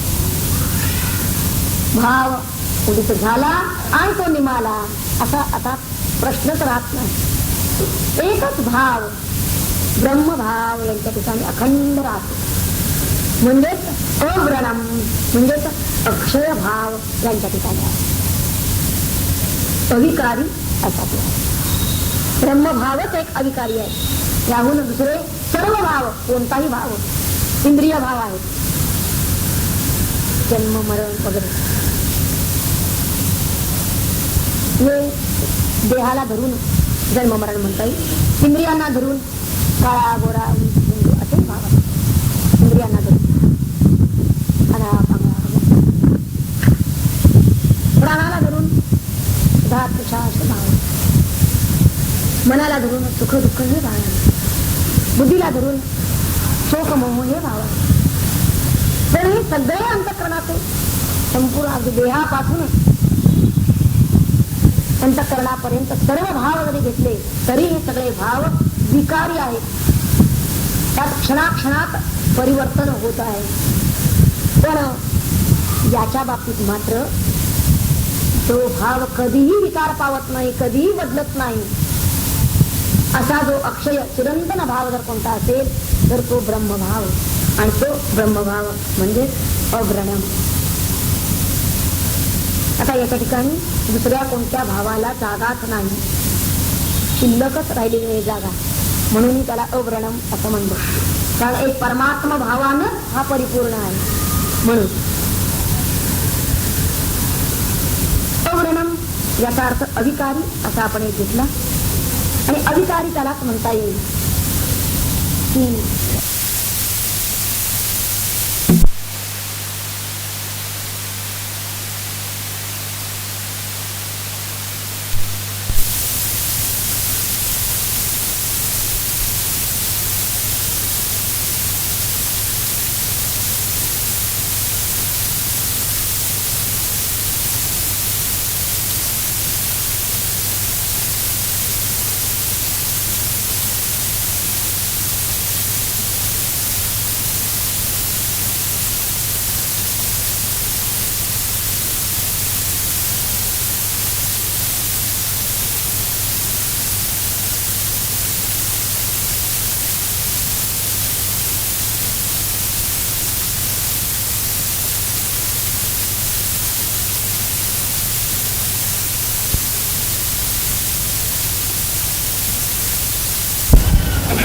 असं पुढचं पद आलेलं आहे. शिरारहित किंवा स्नायूरहित असं आपण त्याचं वाचार्थ त्याचा केलेला आहे. आता स्नायू ही एक भौतिक शक्ती आहे, म्हणजे शरीर समर्थ असण्यासाठी, बलवत्तर असण्यासाठी स्नायू त्याचे बलवान हवेत असं आपण म्हणतो. तसं भौतिक शक्तीची वास्तविक भौतिक शक्ती ही विशिष्ट मर्यादेपर्यंत तिची त्याला किंमत आहे, परंतु तिचं खरं स्वरूप कळल्यामुळे ज्याला भौतिक सत्तेची, भौतिक शक्तीची आता किंमत राहिलेली नाही असा जो आहे, किंवा किंबहुना त्यासाठी जो या भौतिक सत्तेसाठी किंवा भौतिक शक्तीसाठी जो प्रयत्नशील नाही असं म्हणायला लागेल. आजवर त्याचे प्रयत्न होते, पण त्याला कळून आलं त्याची खरी किंमत कुठवर आहे, त्याची मर्यादा कळून आली. आणि मर्यादा कळून आल्यामुळं आता तो त्यासाठी धडपड करत नाही असा जो आहे. कारण या सत्तेला खरी सत्ता पारमार्थिक आहे हे कळल्यानंतर भौतिक सत्तेला तो आता शरण जात नाही. तिच्या मर्यादा कळल्यामुळे शरण जात नाही असं म्हणायला हरकत नाही.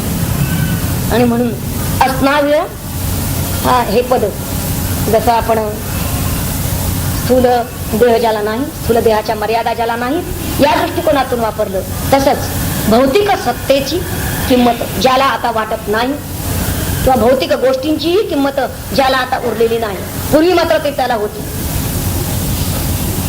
असा जो आहे महात्मा त्याच्या बाबतीतही हे पद सांगता येईल. शुद्धम, जे शुद्ध आहे म्हणजे पवित्र आहे, निर्मल आहे. आणि पवित्र काय आहे ते आपण पाहिलं की ते स्वतः पवित्र आहे, मलरहित आहे, म्हणजे दुसऱ्याला पवित्र करू शकतं आणि दुसऱ्या कशानंही अपवित्र होत नाही. कोणत्याही अपवित्र गोष्टीनं जे ज्याचं पावित्र्य भंग पावत नाही त्याला आपण पवित्र असं म्हणतो. म्हणजे या पवित्र गोष्टीच्या संपर्कात जसं आपण वरती म्हणलं की अविकारी व्यक्तीच्या सानिध्यामध्ये विकार नष्ट होतात, तसंच पवित्र व्यक्तीच्या सानिध्यामध्ये आपला मल हळूहळू कमी होतो, म्हणजेच आपली अपवित्रता धुतली जाते. आपण पवित्र बनायला लागतो, म्हणजे त्यांच्या पवित्रतेची ही एक कसोटी आहे. खरी पवित्र व्यक्ती आहे तर दुसऱ्यालाही पवित्र करून सोडते. आता पवित्र कशामुळे होते व्यक्ती हाही प्रश्न आहे. आत्म्याचं स्वरूप आपण सांगितलं की अत्यंत विशुद्ध आहे, पवित्र आहे, पण आम्हाला म्हणायचं आहे आमचं स्वरूप ते विशुद्ध आहे असं कितीही जरी सांगितलं तरी सुद्धा जर आम्हाला वाटत असेल की तसं आमच्या प्रतीतीला येत नाही, आम्हाला तो पावित्र्याचा अनुभव घ्यायचा, कसे होणार आम्ही पवित्र? इतके विशुद्ध मला रहित. दोन गोष्टींनी पवित्र होता येईल आपल्याला. एक गोष्ट अशी आहे, कर्मानी आपण हळूहळू, कारण आपलं बाह्य आधी धुतलं जायला पाहिजे आणि मग अंतर. तर आधी बाह्य काय आहे? कर्म आहेत. तर ती कर्म जेव्हा आपण भगवंतासाठीच कर्म करायला लागतो त्यावेळी आपली बाह्य शुद्धी, बाह्य पवित्रता यायला लागते. ज्ञानेश्वर महाराजांनी सुद्धा अंतर्बाह्य शौच मानलेला आहे. विवेक हा अंतरी आणि बाहेर आचरणातून हे पवित्र कर्म अत्यंत विशुद्ध परमात्म्यासाठीच, परमात्म्याचीच कर्म आहेत असं समज. परमात्म्याचीच सेवा समजून जेव्हा कर्म केली जातात त्यावेळी तो बाह्यतः म्हणजे आचरणाच्या दृष्टिकोनातून पवित्र झाला आणि अंतरी विचारानं पवित्र जर त्याला व्हायचा असेल तर आपल्यामध्ये भगवान आहे, माझ्या अंतर्यामीच तो स्थित आहे ही आधी धारणा घ्यायची आणि नंतर अहम ब्रह्मास्मी, मीच भगवान आहे हा विचार, हे ज्ञान, हे जर त्याच्या ठिकाणी पक्क झालं आणि ते विवेकानंच होतं तर निश्चितपणे त्याला पावित्र्य येतं. खरा अंतरी पवित्र तो त्यानं होणार आहे, आत्मज्ञानानं होणार आहे. आत्मज्ञानाशिवाय त्याला पावित्र्य येणार आहे. तेव्हा ह्या दोनही दृष्टी, देह आपला कारणी लावायचा आहे तो भगवंतासाठी आणि अंतरी जर त्यानं आपलं संपूर्ण अंतरंग शुद्ध करून घ्यायचा असेल तर माझ्यातच भगवंत आहे, तो वास करून आहे ही पक्की श्रद्धा ठेवून त्या आपल्या अंतरीच्या भगवंताचा धांडोळा शोध त्यानं अंतरी घ्यायचा आहे आणि असा घेता घेता त्यानं भगवंत भगवत रूप होऊन जाणं, तिथंच सदाकार तन्मय होऊन जाणं, ब्रह्म होऊन जाणं, यानंच तो परम पवित्र होईल. आणि म्हणूनच शुद्धमच्या पाठोपाठ लगेचच अपापविद्धम असं लगेचच त्यांनी पद घेतलेलं आहे. ज्यांच्याजवळ पाप अजिबात येतच नाही पण तो शुद्धम आहे म्हणून. आणि समजा जर आलंच पाप, चिकटलंच कुठून तरी येऊन तर ते त्याचं रूपांतर लगेच पुण्यात होतं. हे फार अलौकिक असं वैशिष्ट्य आपल्या लक्षात येईल की त्यांना पापी करण्याचा कुणीही किती प्रयत्न केला तरी सुद्धा पापाचंच रूपांतर पुण्यात होणं. आणि म्हणून अपापविद्धम, लेश मात्रही तिथं पाप उरत नाही, किंबहुना पुण्यमय होऊन जात. आणि असं होणं हेच एकतरी सांगितलं की हे आत्म्याचं वर्णन आम्ही करतो आहोत, परंतु हे आपलंच वर्णन आहे. म्हणजे असं अपाप विद्ध आपण व्हायचं, असं शुद्धम. यामध्ये जी जी पदं आहेत त्या सर्व पदांचा आपण विचार जवळजवळ गेल्या आणि यावेळच्या वेळामध्ये केलेला आहे. आणि असा म्हणजे तो आत्मा सर्व व्यापक, तेजस्वी, अशरीर आहे, अक्षत आहे, शरीररहित किंवा स्नायूरहित आहे, शुद्ध आहे, पापरहित आहे, क्रांतदर्शी आहे म्हणजे कवी आहे, मनीषी म्हणजे सर्वज्ञ आहे, सर्वश्रेष्ठ आहे, परिभू आणि स्वयंभू आहे. अशा त्या परमात्म्यानं हे संपूर्ण या जगतामध्ये जे काही नियम आखलेले आहेत त्यानंच हे जगत नियंत्रित केलेलं आहे, यथायोग्य प्रकारे नियंत्रित केलेलं आहे. आणि सर्वांना, त्या सर्व प्रजापतींना त्यानंच आपापली कामं वाटून दिलेली आहे. आता ही जी वाटून दिली त्यानुसार ते वर्तन करत आहेत. पण आम्हीही हे लक्षात घ्यायला पाहिजे की जसं निसर्गाला नियम घालून दिलेले आहेत तसंच आपल्यालाही ते लागू आहे. निसर्गाला नियम निसर्ग पाळतो तसंच ते आपणही पत्करायला पाहिजे, आपणही ते नियम पत्करले पाहिजे. त्या निसर्ग नियमांच्या विरुद्ध जाता कामा नये. किंबहुना ही निसर्ग रहाटी आहे हे लक्षात घेऊन आपण त्याचं उल्लंघन जर केलं नाही तर निश्चितपणे आपलं जीवन दुःखावं नाही. हे या मंत्रातून आपल्याला जीवनाचा विकासाचा मार्ग, आपली गती, आपल्या जीवनाची दिशा किंवा वळण कसं आपण ठेवावं आणि ती परमात्मा सत्ता नेमकी कोणती आहे त्याचं हे परमात्मा सत्तेचं स्वरूप वर्णनही केलेलं आहे आणि आपल्याला मार्गदर्शनही याच मंत्रामध्ये त्यांनी केलेलं आहे. आपण शांतिमंत पाठ म्हणून मग थांबणार आहोत.